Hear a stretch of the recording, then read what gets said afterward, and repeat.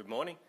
I'm John Daly. So I actually grew up in northeast Victoria on the Murray River. So my main exposure to the marine world was started in my PhD when I was working on assisted reproduction in sharks and rays. But since 2016, I've worked with coral, and now I'm the lead on the cryopreservation sub-program as part of the Reef Restoration Adaptation Program. So today I'll talk a little bit about some of the work that we're doing to develop coral sperm cryopreservation as a tool to support reef restoration on the efforts on the Great Barrier Reef and globally.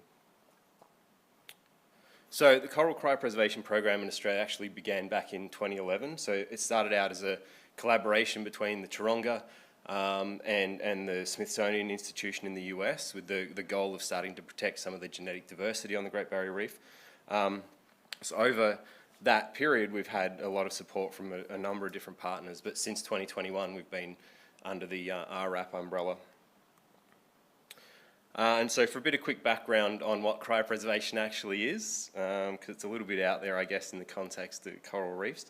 Cryopreservation is a process of preserving cells and tissues at ultra-low temperatures. So that's typically in liquid nitrogen, which is minus 196 degrees Celsius. But the key to successful cryopreservation is avoiding the formation of ice crystals inside the cells and tissues. So it's important that we're controlling the freezing process to minimize ice formation. So we do that in a couple of ways, mainly by adding cryoprotectants that help to dehydrate cells and pull water out across an osmotic gradient. But then some of those CPAs or cryoprotectants can also go back into the cells to replace some of the water that's been removed, and so sort of support the cells during the freezing process. But we also try to control the rate that we cool the samples at, and then also the rate that we warm them at. And so if the cells are cryopreserved and handled properly, then they can remain frozen but alive in liquid nitrogen indefinitely.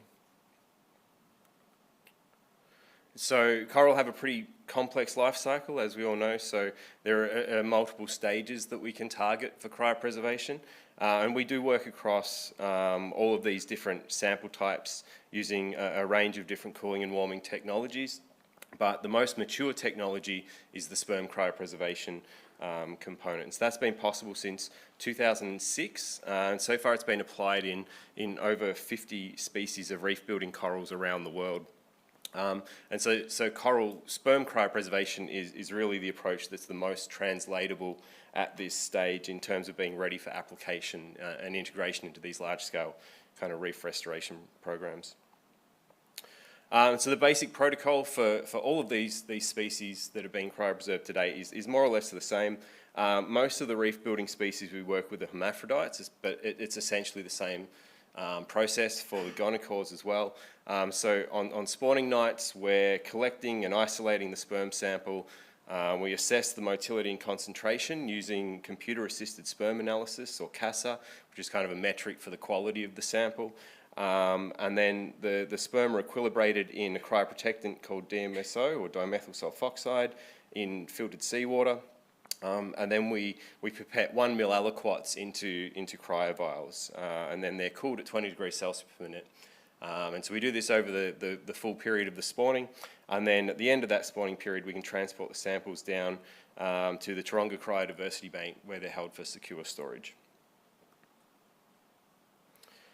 So in Australia since 2011, there have been samples collected from 32 species from across the Great Barrier Reef, although after Cynthia's talk maybe it's not exactly accurate. And so these are all stored at the Taronga CryoDiversity Bank, which is primarily in Sydney on Camaragal country, but there's also a second site out at Dubbo on Wiradjuri country.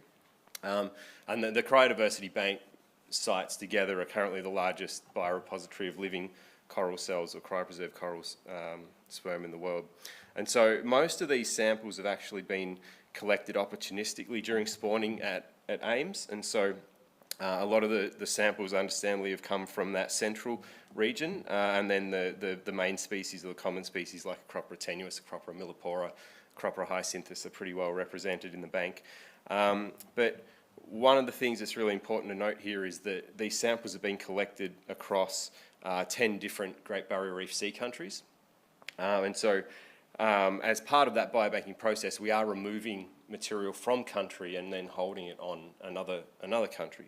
And so what we've been doing recently is starting to develop some culturally safe biobanking practices. And so that's in partnership with representatives of the Wahab Tumra, along with the Gamay Rangers in Sydney, the cultural programs team at Taronga, and the AIMS Indigenous Partnerships team. And really that's kind of developing a bit of a framework around how we can maintain the cultural safety of these samples, and that's sort of a starting point to then have the discussions with those other traditional owner groups that we've collected from in the past and will continue to collect from in the future. So reef resilience at scale. So the big question for us is really, what does at scale actually mean for coral sperm cryopreservation, and how do we kind of fit it into what's happening? And so we know that cryopreservation can be used to support genetic management, because that's how it's used in other areas like livestock improvement, human IVF industries and things like that. And so, but the challenge for us is really figuring out how we can integrate that cryopreservation at scale into things like coral aquaculture that will be part of these future reef resilience industries. And so we started out with a couple of fairly simple questions, I guess. Firstly, how much sperm do we need to cryopreserve, or how much cryopreserved sperm do you actually need to produce larvae at a restoration relevant scale? Cryopreserved sperm has been used to generate larvae on a relatively small scale, but can we use it to produce enough larvae to support an actual aquaculture program? So this has implications for both how we bank sperm now, but then also for the utility of those samples that we've collected historically over the past 10 years. But then we want to be able to bank genetics from as many colonies and species as we possibly can. And so how can we improve the efficiencies of the processing pathways that we have, because we only really have that narrow window during spawning to actually collect all of these samples. Okay, so as a starting point, we really wanted to know what the fertilising capacity was for our current sample unit, which is that 1 mil of sperm that we cryopreserve. And so that's actually at a cell density of a billion cells per mil, so 10 to the 9 cells per mil in the cryo vial.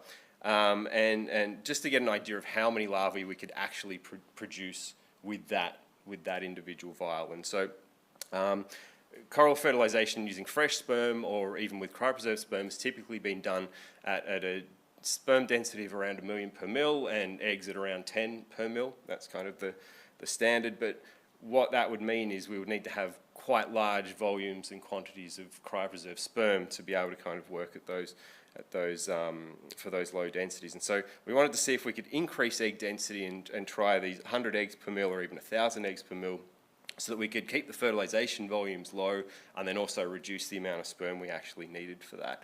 And you can see here that if you have good motility in your fresh or your cryopreserved sperm, and if you match the motile concentration of those cryo samples to the fresh sperm, you actually don't see a difference in fertilisation rate between fresh and cryopreserved sperm.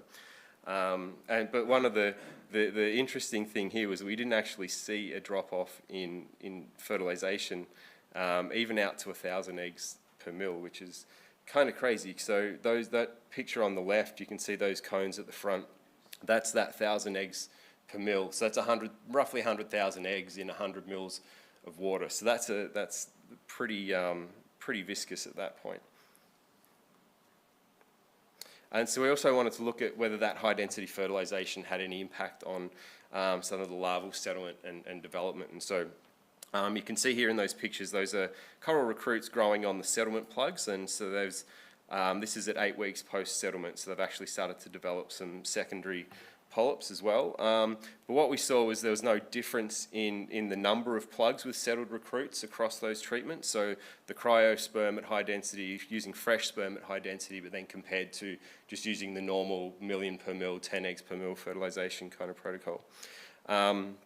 And so there was no difference in the number of plugs with settled recruits in each treatment, and there was no difference in the survival of those recruits after 8 weeks post-settlement. And so basically what that's telling us is that we can potentially generate hundreds of thousands of larvae with that single cryo vial of sperm. and that doesn't necessarily impact on that early developmental stage. And so that's good news for us on a couple of fronts. So firstly, it means that we can use a lot of those historic samples. Potentially they can be utilised at scale, but it also gives us a lot of flexibility, because a lot of the technologies that are developed around cryopreservation are kind of on that idea of a single insemination dose in the dairy industry or whatever else. So it just gives it flexibility in terms of the sorts of systems that we can then use and adapt for use in the coral aquaculture systems. And so we also wanted to sort of streamline the sperm processing and cryopreservation pathway, because there are essentially two kind of elements to this. There's the sperm processing part where we're preparing and doing the quality analysis on the sperm sample, and then the second side of that where we're actually processing the sample and cryopreserving it. And so the development of CASA has really greatly improved the efficiency of that sperm quality analysis side of things, because we don't have to be counting cells manually and assessing motility. So the cryopreservation side of things is really where there were some efficiencies to be gained, I guess. But as part of that, we also wanted to improve the communication of those two components, because that cryo component is relying on the information they get on the sperm quality and the metadata on the colonies and that to be able to do that cryopreservation part. We just want to minimise the opportunities for errors to happen in that data transfer as well. And so we're processing large numbers of samples on any given night, but the challenge is that they're actually spread across multiple colonies and multiple species. There are systems out there that you can use to handle the fluidics and cryopreserve large volumes, but they're all sort of set up for the cell culture industries and things like that. They don't necessarily have the flexibility that we needed, and so instead we've opted to try and automate some of the components of the pathway. So it's this semi-automated processing, as we call it. And so this is what that updated workflow looks like. It's reasonably straightforward, but it's a set of linked spreadsheets that we have in the cloud. So the person doing the sperm assessment can input colony metadata, sperm quality information, those sorts of things. And then the person doing the cryopreservation can have that same spreadsheet open to a different tab, which is pulling that metadata and information in and using it to calculate things like the cryoprotectant volume to add and the number of vials that you need and things like that, which kind of speeds it up. But then we've also gone to using barcoded cryovials, so we're no longer individually handling samples, and auto pipetters, so that we're not doing so much manual fluid handling. And so for this process, we're pulling that in, we're pipetting or aliquoting those samples out, barcode scanning them into the database. We also scan the cryo rack and the thermocouple probe that we run, so we have equipment linked to each run, so that we can, if there's anything that comes up as being a bit interesting, we want to track down and find if there are errors, then we've got all of that linked together. And then at the basically then at the end of the spawn, it's still the same sort of process of transferring it back down to the CryoDiversity Bank. But what that's done is actually improve the efficiency greatly. So now we can process samples much faster, and we don't actually need as many people as we previously did in that workflow for it to work efficiently. And so what we have now is this more efficient workflow for processing and cryopreserving coral sperm, and we know that we can use those samples to produce viable coral larvae at a scale that might be suitable to fit into some of these aquaculture production systems. And so in the context of reef restoration and programs like RRAP, I think it's best to think of cryopreservation as an enabling technology. So the benefits include a lot of things like greater control over reproduction, genetic management. Yui was talking about population variability. You can increase your effective population size if some element of that is cryopreserved and some of it is living, living in tanks. But you can also use it to support research and things like selective breeding and developing thermally tolerant genotypes and phenotypes. But then, of course, you also have that insurance policy of securing genetics in research populations and out on the reef to prevent extinctions. And so, but the most important thing with a program like this is that it is actually integrated and that we're working with the end users. And in our case, that's the aquaculture and the ECT CAD guys really on trying to make sure that the cryopreservation technologies that we're doing are actually practically applicable, so they are usable by people who aren't scientists in a lab, but that they can actually integrate into those processes so that we can help to maximise the opportunities and options that are available for future reef managers. And that's it. Thank you for your time today. I think I've successfully run down the clock. I know, yeah, we've had such information-rich talks. I'm like, oh, so much. So I'm going to have to encourage you to find our speakers at lunchtime.